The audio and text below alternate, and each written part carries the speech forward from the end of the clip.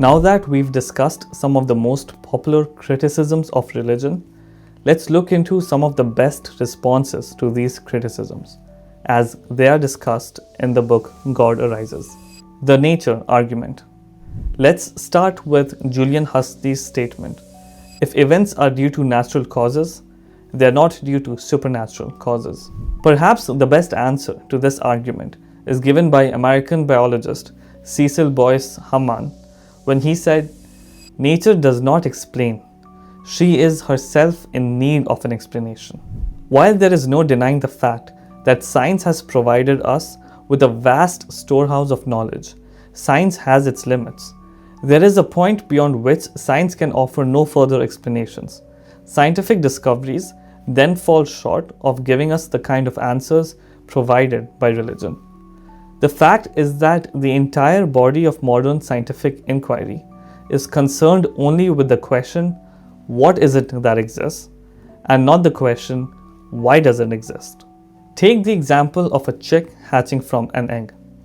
The embryo develops inside a hard shell, and then the chick comes out when the shell breaks. But how does a fragile chick that is only a lump of flesh break such a hard barrier? In the past, people would simply say, God breaks the shell. But today, microscopic studies show that a small hard horn called an egg tooth appears on the chick's beak. It uses this to break the shell, and the horn falls off a day or two later. To an atheist, this might seem to disprove God, but it actually just pushes the question further back. The new question is now, how did the horn develop exactly when it was needed?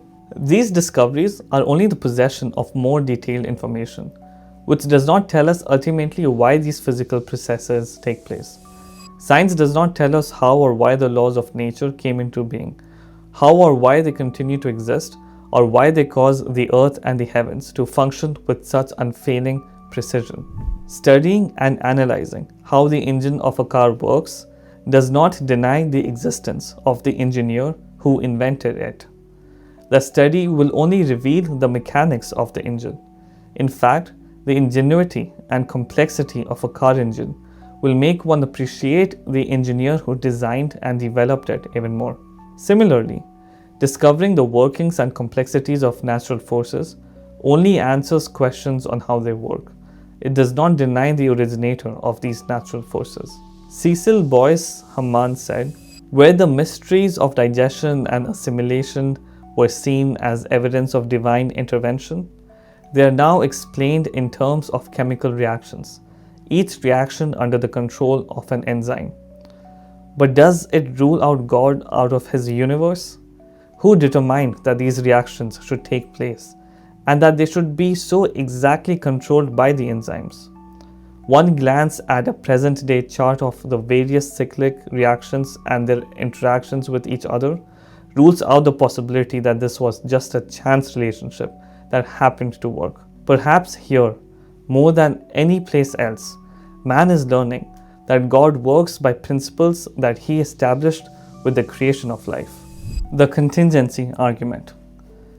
A simple observation of our universe will reveal that everything is contingent. Everything has an origin story. You were born from your parents, and your parents were born from their parents. A tree grows out of a seed that came from a tree before it. And everything in the observable universe gets traced back in time to a point of a singularity that exploded, called the Big Bang.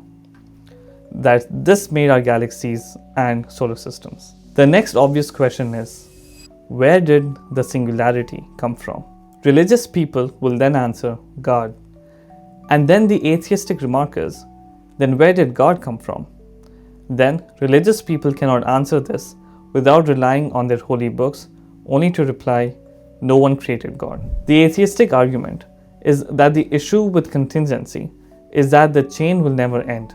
If there was a God who created the universe, and then there was a God who created the universe, then who created that God? Given that there is no end to this contingency argument, it only makes sense to end the chain of contingency at the origination of the observable universe and declare that there is no sign or proof of anything preceding it. But there is a logical fallacy with this atheistic argument. As Maulana Wahiduddin Khan highlights in his books God Arises and Izhar-e-Din, the contingency argument compels us to at least consider a source before the start of the universe, even if that source is unobservable. Contingency is the law of the universe. Therefore, the law must be applied to the universe at its beginning. Given that we observe a universe around us, we have no choice but to consider, at the very least, an originator of this universe. To the question of who then originated the originator, Maulana answers that if atheistic thinkers are ready to end the chain of contingency at the beginning of the universe, then there should be no hesitation to end that chain at the level of an originator of the universe. The question is not between a universe with God and the universe without God, but rather a universe with God or no universe at all. Since we know that the universe exists, then an originator of the universe must also exist. The Clockwork universe. Determinism versus divine intervention. In the past, scientific scholars arrived at the conclusion that all events on earth and in the heavens took place according to immutable laws of nature, leaving no scope for divine intervention. Many, like Sir Isaac Newton, believed in God as the prime mover or first cause, who initiated and designed the universe, much like a watchmaker who makes a watch, assembles the parts and arranges them in a particular order, but afterwards has nothing to do with it. This was known as the Clockwork universe. In this view, everything in the universe works and interacts according to its material properties, leaving no room for human choice or divine intervention. All events in our lives and the universe could be explained simply by analyzing the facts and natural forces behind it. It suggested that if you knew the position and momentum of every particle, the future was entirely fixed. This was also called materialist determinism. Even seemingly random events, like the outcome of a coin flip or a die roll, could be predicted if enough information were known about the position of the object and the forces acting upon it. While determinism was once the leading thought, Heisenberg's uncertainty principle left the scientific community speechless. The principle states that you cannot perfectly know the position and velocity, speed and direction of a particle at the same time. It suggests that electron behavior is fundamentally probabilistic rather than strictly predetermined, a field of knowledge now known as quantum mechanics. This discovery did not sit well with Albert Einstein, a strict determinist. In protest against the randomness implied by Heisenberg's work, he famously declared, "God does not play dice with the universe." This sparked a decades-long civil war in physics. While the younger generation largely rallied behind Heisenberg, others remained deeply skeptical. Scientists like Niels Bohr, Wolfgang Pauli, and Paul Dirac sided with Heisenberg, while Erwin Schrödinger sided with Einstein. In fact, Schrödinger created his famous Schrödinger's cat thought experiment, specifically to illustrate how ridiculous he found Heisenberg's interpretation to be. Eventually, the majority of scientists accepted Heisenberg's principle over Einstein's objections, simply because it worked. It accurately predicted how atoms behave, how lasers function, and how transistors, the basis of all modern computing, operate. Heisenberg's uncertainty principle effectively removed the barriers that materialistic determinism had placed against a belief in God. Heisenberg himself often spoke of a central order. He observed that the subatomic world is not chaotic. It follows incredibly precise mathematical laws. To him, the fact that uncertain particles still form a coherent, beautiful universe suggested an underlying intelligence or spirit holding the structure together. Heisenberg's uncertainty principle not only allowed for a God who originated the universe, but also for a God who can directly intervene and manage it, perhaps by simply deciding the direction of an electron's spin and then letting his natural laws take their course. The psychological argument. Psychologists are correct in holding that childhood ideas are sometimes repressed and later expressed in adulthood in different forms. However, To infer that this specific human characteristic is what gave birth to God and religion is to jump to a flawed conclusion. In fact, recent research has empirically proven that humans are predisposed to believe in God and the afterlife. This suggests that such beliefs are a natural part of the human condition, rather than a mere byproduct of childhood experiences. The researchers emphasized that the project did not seek to prove or disprove the existence of God. Instead, it sought to determine whether concepts of the divine are entirely taught or are basic expressions of human nature. Their conclusion was clear: humans are naturally predisposed to these beliefs. Simply because certain childhood events affect adult thinking does not mean that all adult thinking is an effect of childhood events. Take, for example, the belief in God. It is unfair to claim that an individual is only religious because they were raised by religious parents. If that were the case, we would not see examples of people with religious upbringings turning towards atheism, nor would we see individuals from non-religious backgrounds finding God in adulthood. The history argument. Scholars who study religion solely through the lens of history or social science often fail to use the correct perspective. In doing so, their view of religion becomes distorted.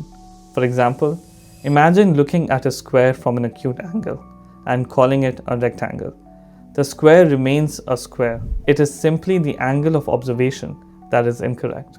It was from such a skewed angle that T.R. Miles asserted that religion is a product of a certain type of interaction between man and his environment.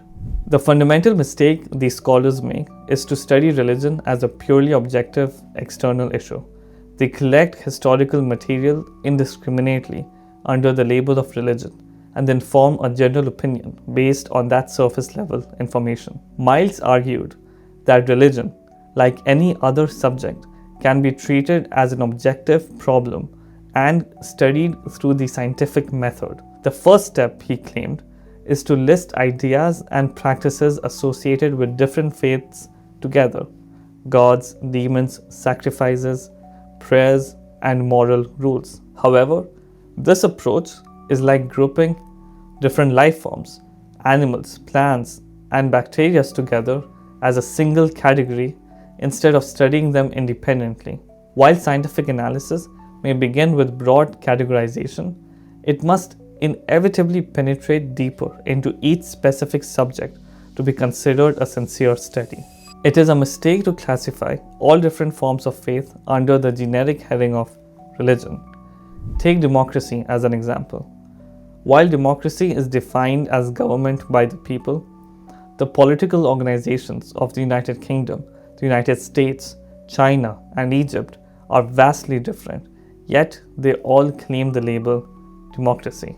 Similarly, different religions vary fundamentally. For instance, Jainism and Buddhism do not believe in a creator. Grouping them with religions that do believe in a creator is the antithesis of genuine research. To be studied sincerely, every religion must be evaluated on its own terms. When viewed only through a historical approach, religion is seen as a mere social process that evolves like any other activity, rather than a divine reality. If religion were truly just a social process, it would only survive as long as society granted it status. If society discarded a tradition, it would simply vanish. But the reality of religion is different. As the eminent physicist Fred Hoyle puts it, this moral or religious impulse, whatever we choose to call it, is extraordinarily strong. When faced by opposition and even by powerful political attempts at suppression, it obstinately refuses to lie down and die. The Marxist argument. The Marxist approach to history is based on the hypothesis that economic conditions alone are the factors that shape humanity. According to Marx, religion emerged during the eras of feudalism and capitalism. He argued that because these systems were built on exploitation, the religious and moral concepts that evolved within them were merely doctrines designed to condone and uphold that exploitation. However, this theory carries little academic weight, nor is it supported by human experience. It is based on a total denial of human will, regarding individuals simply as byproducts of their economic conditions. In this view, man is like soap manufactured in a factory, molded by his surroundings, possessing no independent mind and simply conforming to his conditions.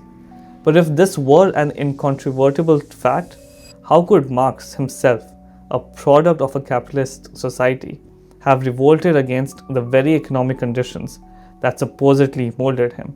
If we follow Marxist logic, and if the economic systems of the time gave birth to religion, then we must also conclude that Marxism itself is merely a product of those same capitalistic conditions. If the Marxist critique of religion is correct, then the same critique must be applied to Marxism. In the end, there is no scientific or rational proof to support the claim that man is nothing more than a puppet of his economy. Ending thoughts. The reality is that no matter how much evidence of God one observes in nature and science, those intent on denying it will often retreat to improbable theories rather than acknowledge a creator.